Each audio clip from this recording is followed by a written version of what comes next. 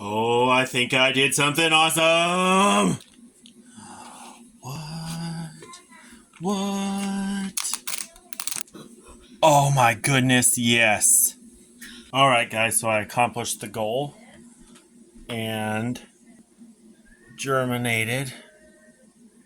Come on. Oh, there it is. Onion seeds. So let's get them transplanted. Alright, so I got my pre-made potting soil that I made. I'm going to just punch a couple little holes right here, which is the tip of the pencil.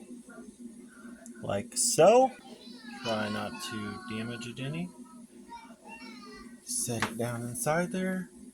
And you want to just get the white in the ground or in the potting mix.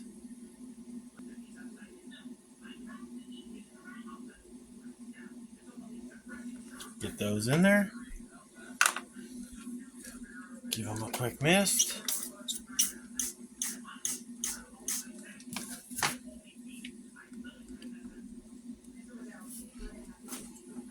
Then we're going to take our little bit of potting soil and just barely cover them.